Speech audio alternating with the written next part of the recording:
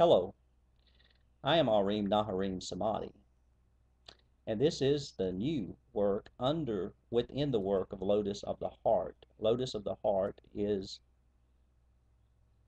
a work that is inclusive, interfaith, interspiritual, with the vision, living in love beyond beliefs. There will be a posting at the new site on YouTube of why this other work within Lotus of the Heart, part of it called JesusSpirituality. So I welcome you. It will be there March 17 today or March 18 Sunday posted, and it will be posted at the Lotus of the Heart website and other sites where that work is presented. Facebook, Twitter, YouTube, yes, it's going to be there, as I said, and the website itself is www.onelifeministries.org. onelifeministries.org. I think that covers the sites that we're at. Spiritual networks, where they're also, so there will be something posted at spiritual networks at Arim Naharim Samadhi. So please check that out.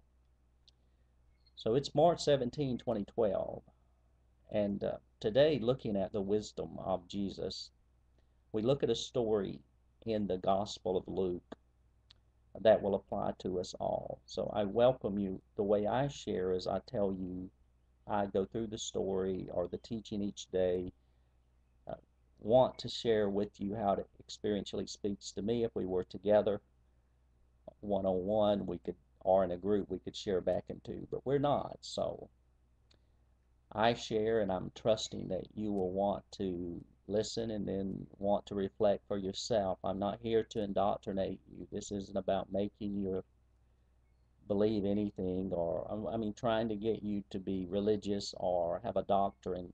It's about wisdom and life experience and listening to wisdom and letting it speak to you how it needs to speak to you. See, because it's all in you already.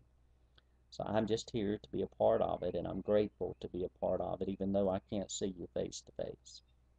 You can contact me, though, however, at the website, Lotus of the Heart, you will see an email address at the bottom of every presentation 7 days a week. So you can contact me there, or here on, or at YouTube, or my Facebook, actually, the community page, Lotus of the Heart, Arim.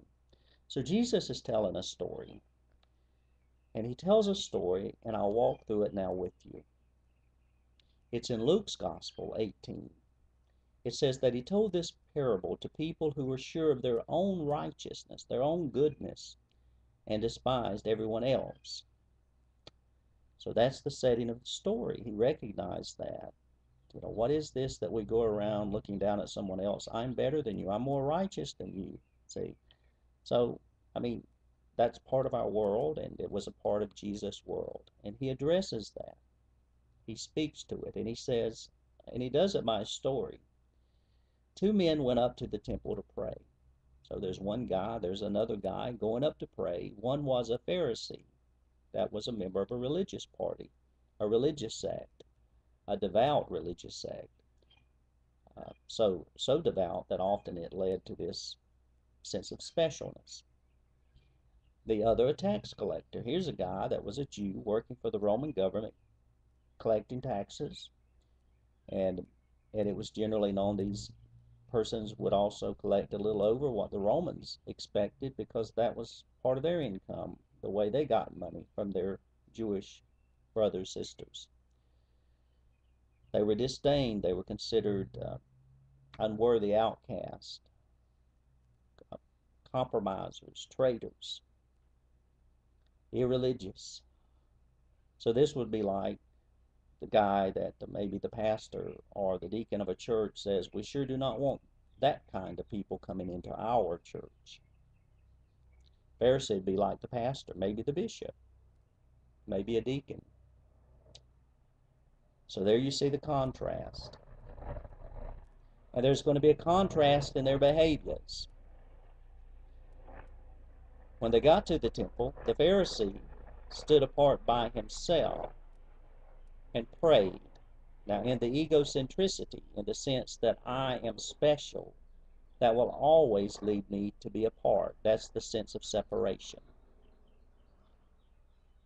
So he's apart in his heart, his mind, his total self, and even physically from this other guy. So he stood apart and he prayed. Yes, you can pray, and I can pray in this subtly or pronounced arrogance.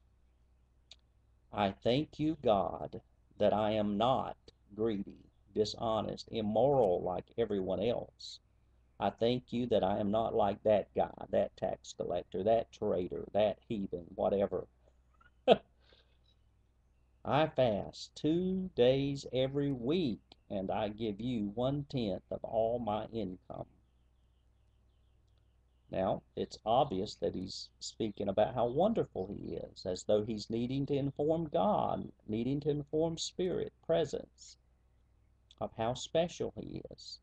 That sense of separation and specialness, privilege, and entitlement comes again because he's standing apart in contrast to someone else that he thinks is an obvious example of what he is not, and that is not righteous like he is. Here's the contrast. But the tax collector stood at a distance and would not even raise his face, his eyes to the sky, to the heavens, which is a way of saying, in his tradition, to God, but beat on his chest, saying, God, have pity on me, or have mercy on me, a sinner. The contrast. But it can be a contrast happening all around us. It can be a contrast happening within us, because within us we can have the Pharisee and the tax collector. That contrast within us. So Jesus speaks. I tell you, this man, this guy over here that's beating his chest and saying, have mercy on me, and I've really messed up my life. I've hurt others, I've hurt myself, I've dishonored the one that I love, my God, the beloved.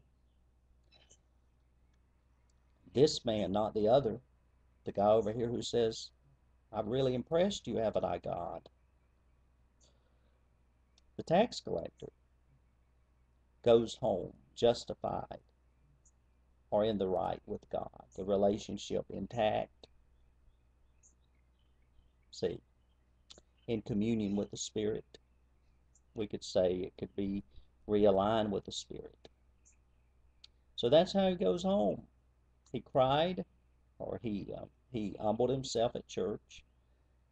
Now, there's nothing in this story that I read that says it's wise to demean yourself. It's about honesty. And it's about our understanding that, well, let's see what else Jesus says. Because everyone who humbles, because everyone, excuse me, I'm getting it backwards here.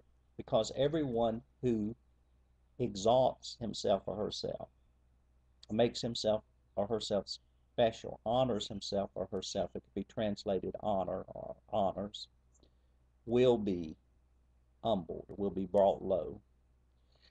And everyone who humbles himself or herself, again, like doesn't call attention to I am special, doesn't say honor me, will be exalted, will be honored. See the contrast again. This story, this whole story's got these contrasts, these tensions that we live among and within ourselves. So the key here is to bring together this in a unity. Now, what came to me as I read this today was the posture of prayer, the posture of the heart. So let's think of it as a posture of the heart. In our prayer, our worship, our living together on this earth, and our diversity, our varied religious traditions, some that may not be religious, spiritual, may not want to claim any of that. We're on this earth together. So wisdom applies to us all. This isn't a religious lesson Jesus is teaching. It's not even essentially a spiritual lesson if you think of spiritual as a label. It's about reality. It's about the universe, about life. He says, here's this natural process in life to be realigned with spirit, to live in communion with all and with others. Is this first? Can it mean that there comes a time in your life or repeated times when you are honest? Your posture of heart is complete honesty. It's like saying in English, I've screwed up. I've really screwed up. I could use some help. So maybe you've been there. I've been there. I know I've been there more than once.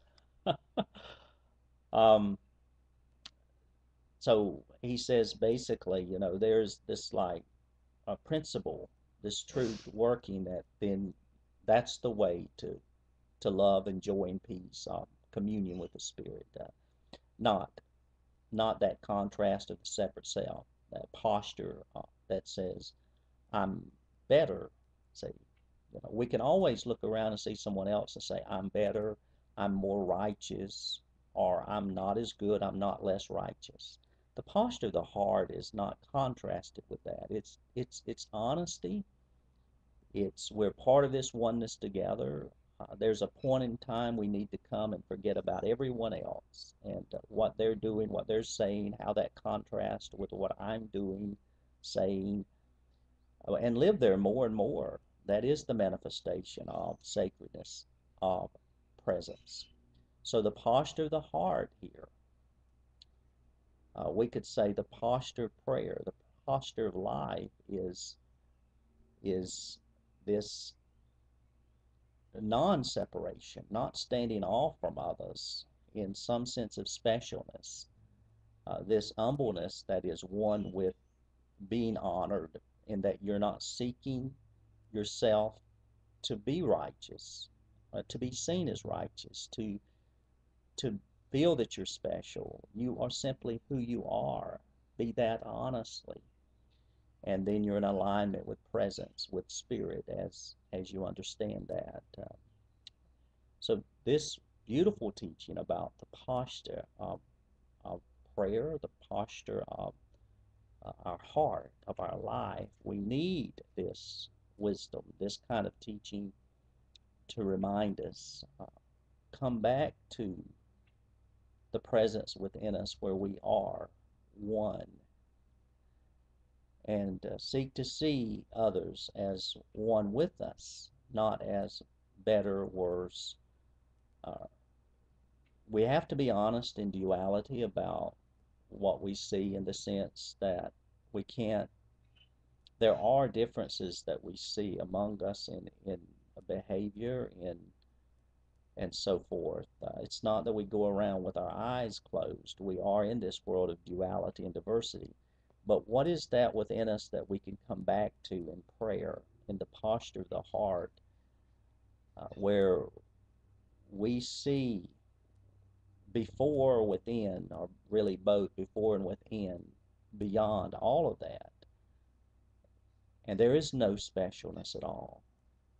That is a place of complete honesty, the place of oneness, the posture of presence. Thank you. Bless you.